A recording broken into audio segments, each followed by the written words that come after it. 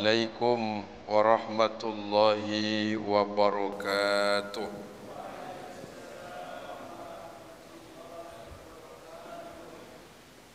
Kami hormati Bapak Ibu jamaah kaum muslimin wal muslimat yang dirahmati Allah Subhanahu wa taala. Alhamdulillahi rabbil alamin.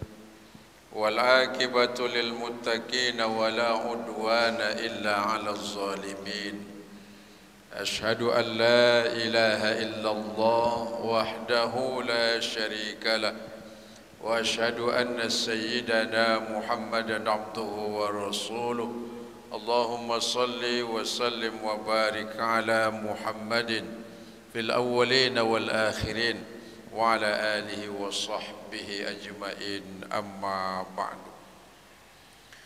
Mengawali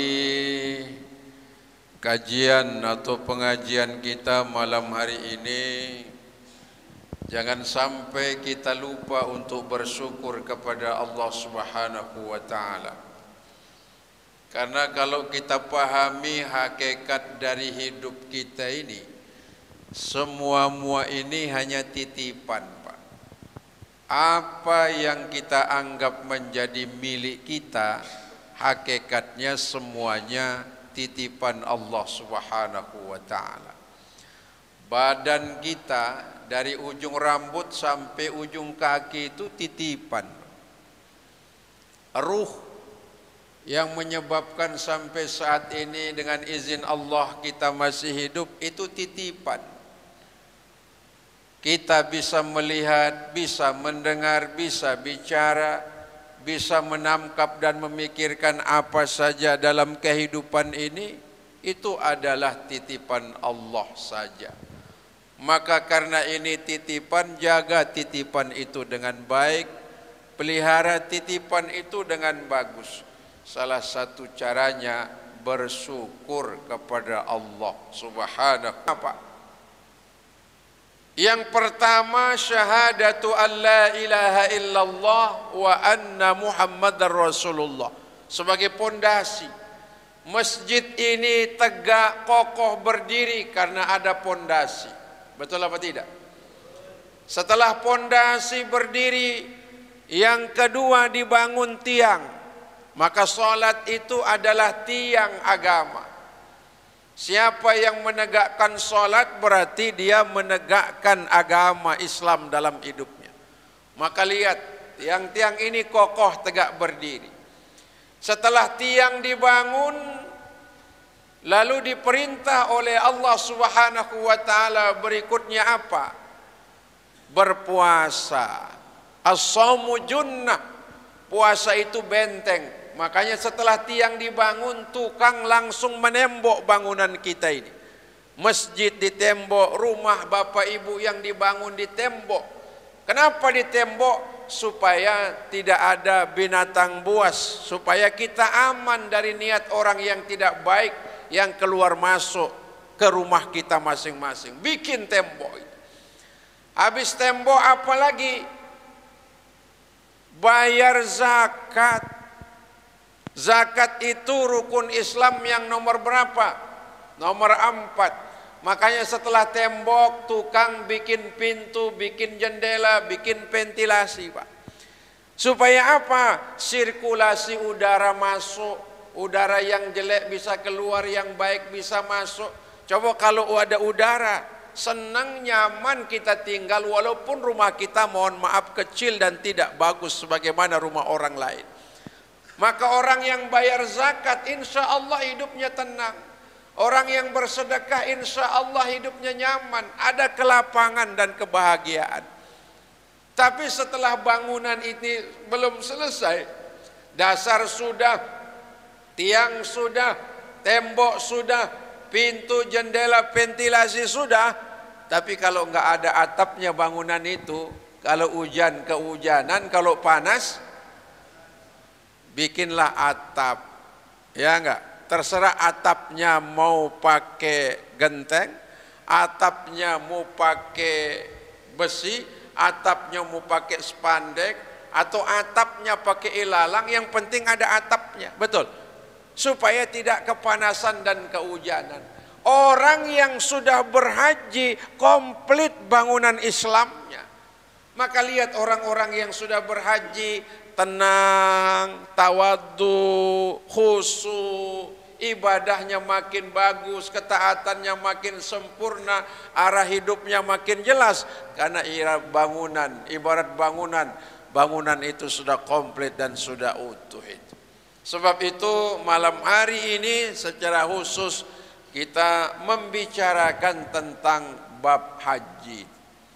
Dalam Al-Quran dijelaskan oleh Allah, wa atimul hajja wal umrata lillah, sempurnakan haji dan umroh karena Allah. Semua kalau karena Allah, insya Allah gampang, insya Allah ringan. Saya mengisi pengajian di Kecamatan Sambelia, saya tanya jamaah hajinya berapa lama nunggunya Pak. Ada yang bilang 10 tahun. Lama atau pendek 10 tahun itu? Lama juga 10 tahun. Ada yang 11 tahun, ada yang 12 tahun. Tapi karena niatnya, karena Allah, tidak terasa lama menunggu puluhan tahun. Yang hadir ini ada yang sudah nyetor. Angkat tangan yang sudah nyetor. Kok nggak ada yang angkat tangan? Yang penting sudah ada. Insya Allah mudah-mudahan tahun berikutnya berangkat Pak ya. Kita doakan. Yang belum nyetor tambang, nyetor uang, store dulu niatnya Pak. Supaya dicatat malaikat. Kalau sudah nyetor niat, insya Allah nanti nyetor uangnya. Kalau sudah nyetor uang, tinggal nunggu berangkat Pak. Karena kata ulama, panggilan haji itu adalah salah satu panggilan Allah Pak. Panggilan Allah itu ada 3. Ada berapa? Ada 3 panggilan Allah. Pertama, panggilan untuk melaksanakan sholat 5 waktu. Dipanggil itu. Hayya 'alas shalat. Ayo bergegas sholat.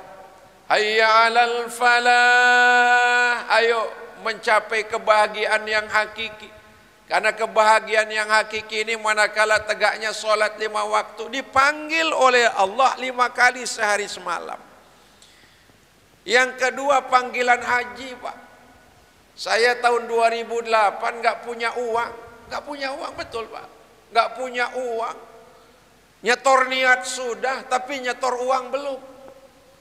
2 bulan sebelum berangkat Pak, Allahu Akbar, saya ditelepon oleh Kementerian Agama. Tuan Guru berangkat ya. Berangkat kemana Pak? Haji. Yang benar, jangan bercanda Pak. Siapa sih yang tidak mau berhaji? Betul, berangkat. Gratis lagi katanya.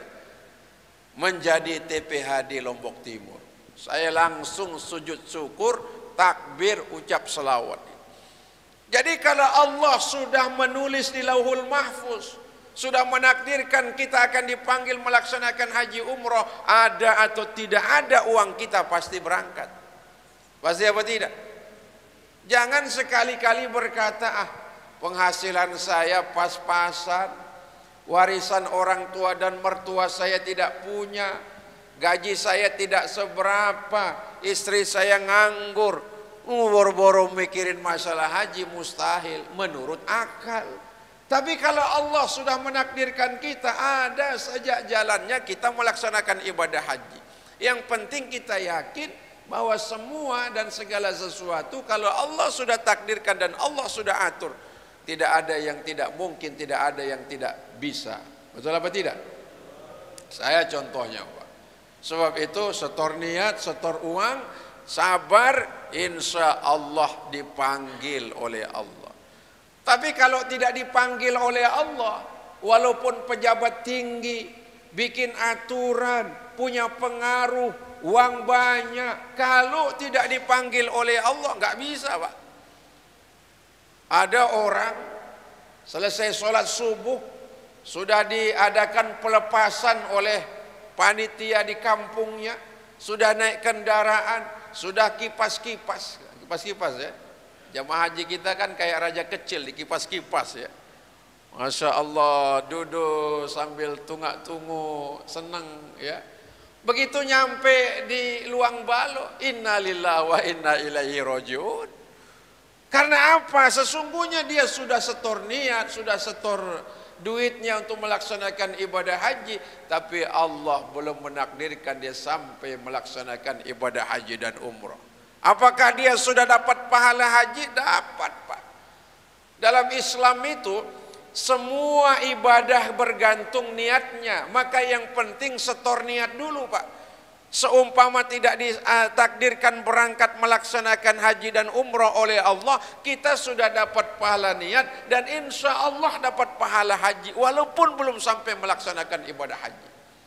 Makanya hadir ini setor niat ya, mulai malam ini ya. Bismillah ya Allah, saya setor niat, mudah-mudahan Kau takdirkan saya beserta istri, anak, orang tua, karib, kerabat, keluarga bisa melaksanakan ibadah haji dan umrah. Amin. Tor niat dulu ya. Hadirin yang dirahmati oleh Allah, Rasulullah sallallahu alaihi wasallam menyebut orang-orang yang dipanggil oleh Allah melaksanakan ibadah haji dan umrah dengan sebutan duyuf. Duyufur Rahman, duyufullah, duyufullah. Duyuf itu jamak dari dhaifun. Dhaifun itu tamu. Tamu-tamu duyuf. Duyufur Rahman, tamu-tamunya Allah. Kita menjadi tamu manusia, Pak. Bertamu atau diundang oleh tuan rumah, kita diistimewakan, kasih makan, makanannya enak, kasih minum, minumannya enak, ditempatkan di tempat yang layak, dipersiapkan penyambutan dengan bagus. Menjadi tamu manusia saja dimuliakan, dihargai oleh manusia, apalagi menjadi tamu Allah subhanahu wa ta'ala. Apa keistimewaan menjadi tamu Allah? Pertama, semua orang yang berhaji insya Allah dapat jaminan ampunan dari Allah subhanahu wa ta'ala. Ini keistimewaan, Pak. Dosa-dosanya diampuni oleh Allah subhanahu wa ta'ala. Bayangkan. Makanya saya pernah kasih tahu jamaah, Hajarul Abyad, batu putih yang nempel di ujung dinding Ka'bah itu, dulu namanya Hajarul Abyad, batu putih. Kenapa namanya batu hitam Hajarul Aswad? Sejak zaman Nabi Adam, zaman nabi-nabi yang lain, sampai zaman Rasulullah, sampai zamannya kita, sampai hari kiamat, mereka yang melaksanakan ibadah haji dan umrah dapat jaminan ampunan oleh Allah subhanahu wa ta'ala. Maka dosa-dosa orang yang berhaji dan umrah karena dijamin diampun, lalu ditempel di batu putih. Lama-lama batu putih itu menjadi hitam, Pak. Makanya disebut dengan Hajarul Aswad, batu hitam. Keistimewaan ini terus terasa dalam perjalanan kehidupan kita menunaikan ibadah haji. Tidak ada kebahagiaan yang kita rasakan kecuali Allah hapus dosa-dosa kita. Uang yang kita setor, waktu yang begitu lama kita nunggu, kesabaran yang luar biasa yang kita laksanakan, tidak sebanding dengan nikmat yang diberikan oleh Allah subhanahu wa ta'ala. Begitu Allah ampuni dosa kita, tidak ubahnya kita ini seperti sehelai kertas putih, bersih, tanpa noda, tanpa cacat, tanpa celah. Begitulah orang yang melaksanakan ibadah haji. Lihat wajah-wajah mereka yang sudah berhaji, Masya Allah, walaupun maaf-maaf, beribu maaf, hitamnya tidak berubah, tapi cahaya wajahnya menampakkan kegembiraan. Kenapa dia bergembira? Allah ampuni dosanya. Nikmat apa tidak? Hari raya umat Islam itu setahun 2 kali, Pak. Idul Fitri sama Idul Adha namanya. Hari raya tiap minggu, seminggu sekali, hari Jumat, Pak. Tapi barang siapa yang maaf-maaf mampu dan sanggup tidak melaksanakan dosa tiap hari, sesungguhnya itu hari raya baginya. Siapa yang sanggup tidak melaksanakan dosa dalam hidupnya tiap hari, maka sesungguhnya dia sudah berhari raya dalam tiap hari itu. Makanya kesungguhan, kebahagiaan dan keceriaan orang-orang yang melaksanakan ibadah haji, Allah berikan keistimewaan yang pertama, diampuni dosanya oleh Allah Subhanahu wa taala. Inilah kegembiraan pertama, dapat ampunan. Makanya begitu lihat Ka'bah, subhanallah, nangis. Coba ini yang sudah berhaji, gimana Pak? Nangis apa tidak? Belum nangis apa tidak? Nangis. Bagaimanapun keras hati orang itu, bagaimanapun maaf jahatnya orang itu semasa dia tinggal di kampung halamannya, bagaimanapun banyak maksiat yang menyebabkan hatinya keras, gelap gulita, tapi begitu dia berangkat melaksanakan ibadah haji karena Allah, lalu dapat memandang Ka'bah yang syarif, yang mulia itu, netes air mata membasahi pipi, bergetar sekujur tubuh. Tiba-tiba kita merasakan strum yang sangat dahsyat, sangat-sangat luar biasa. Hilang sombong, hilang angkuh, hilang kecongkaan, hilang kehebatan yang selama ini kita anggap diri kita hebat. Hebat karena harta, hebat karena ilmu, hebat karena pengaruh, hebat karena mungkin kita dianggap kebal oleh orang, hebat karena kita mungkin punya pengikut banyak. Nyampe di sana berlinang air mata, bergetar badan kita ini, bergemuruh hati kita. Itu tandanya Allah ampuni dosa. Alhamdulillah. Ini yang pertama, jamaah haji keistimewaannya menjadi tamu Allah, diampuni dosanya oleh Allah Subhanahu wa taala. Yang kedua, keistimewaan orang yang berhaji, Bapak Ibu, dapat kesempatan berjamaah dengan seluruh hamba Allah di muka bumi ini. Kalau kita sholat paling satu kampung kan, ini satu kampung ini. Sholat Idul Fitri paling satu desa, pernah satu kecamatan, belum pernah kan? Pernah satu lapangan, belum pernah kan? Ya paling satu desa, satu kecamatan, satu kabupaten. Ini dapat berjamaah dengan seluruh hamba Allah yang ada di dunia ini, Pak.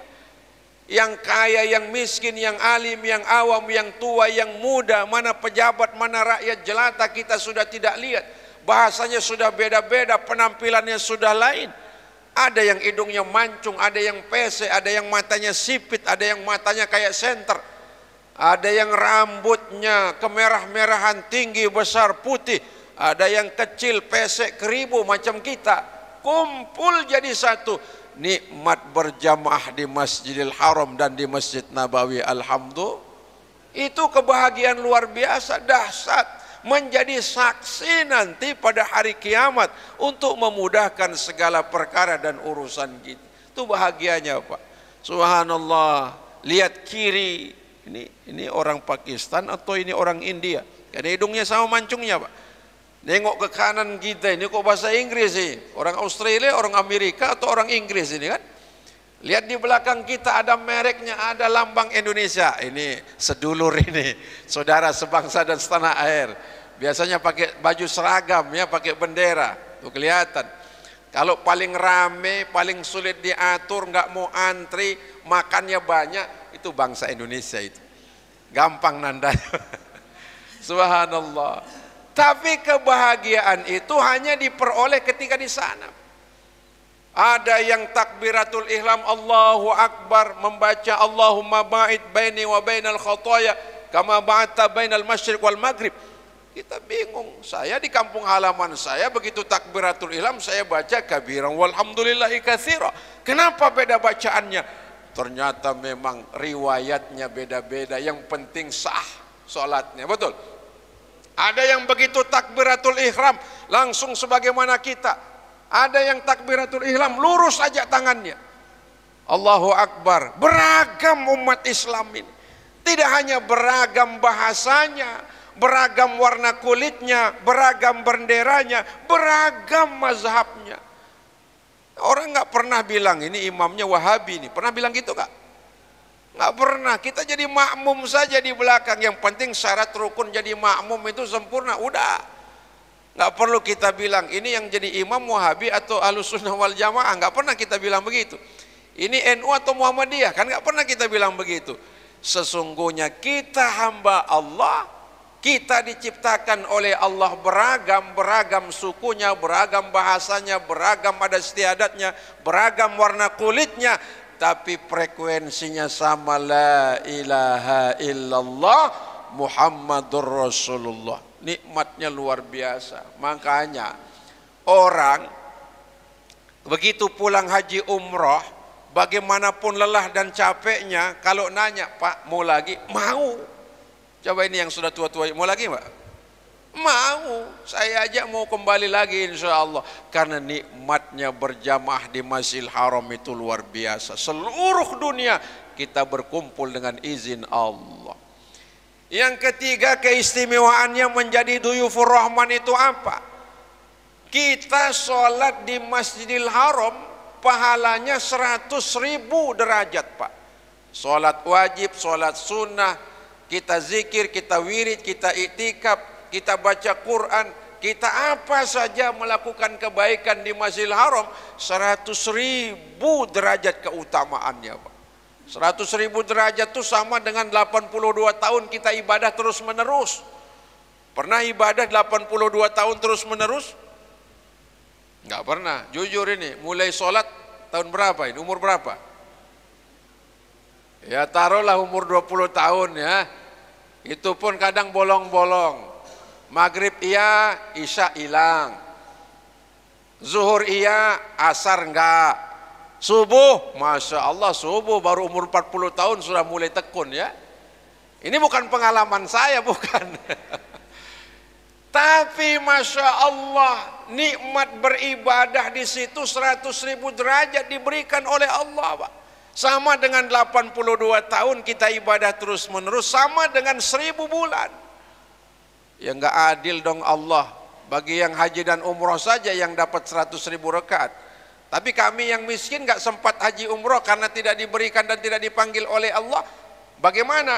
Allah sediakan kita dalam 1 tahun Lailatul Qadar tuh. Itu semuanya Pak. Itu bentuk keadilan Allah. Yang enggak dipanggil haji umroh dapat dengan cara lain. Ketemu Ramadan, berjumpa dengan Lailatul Qadar, malam Lailatul Qadar itu khairum min alfi syahrin kata Allah, lebih baik dari 1000 bulan. Apa yang lebih baik? Apapun yang malam itu Bapak Ibu lakukan, pahalanya melebihi 100.000 derajat, melebihi 1000 bulan, melebihi 82 tahun ibadah terus menerus itu. Walaupun sedekah segelas air putih, saya yakin jamaah kita nggak ada yang segelas air putih. Kadang-kadang Masya Allah kopi 1 ember, gula kadang-kadang 2-3 kilo titip di masjid, jajan hampir tiap malam, uang belum lagi diberikan ke masjid. Itu luar biasa kemuliaan, keistimewaan orang-orang yang mendapatkan Lailatul Qadar. Maka kebahagiaan yang ketiga yang diberikan oleh Allah, mereka mendapatkan keistimewaan 100.000 derajat pahalanya, keistimewaannya di Masjidil Haram itu. Makanya orang berlomba-lomba ke sana. Uang yang 25 juta, 35, 40, 50, ada yang pakai puroda. Subhanallah, 200 sampai 300 juta enggak dihitung oleh Allah. Yang penting dapat kesempatan beribadah di sana. Itu keistimewaannya. Keistimewaan berikutnya apa? Allah jamin masuk surga Pak. Diriwayatkan dalam satu hadis, orang yang tawaf ifadahkah namanya pada waktu melaksanakan ibadah haji, karena rukun haji tawaf ifadah. Tawaf karena dia melaksanakan ibadah umrah. Siapa yang pernah tawaf di Ka'bah karena hajinya, karena umrohnya, Allah jamin dia akan masuk surga kata Nabi. Karena Ka'bah ini nanti pada hari kiamat dia enggan masuk surga kata Rasulullah. Kenapa enggan masuk surga? Sebelum dijamin yang pernah keliling tawaf di sekitar Ka'bah dijamin oleh Allah masuk surga. Nikmat apa tidak? Makanya Nabi jelaskan apa? Al-hajjul mabrur laisa lahul jaza illal jannah. Haji yang mabrur itu pahalanya yang utama, yang pertama tidak lain adalah surga Allah Subhanahu wa taala. Insyaallah ya.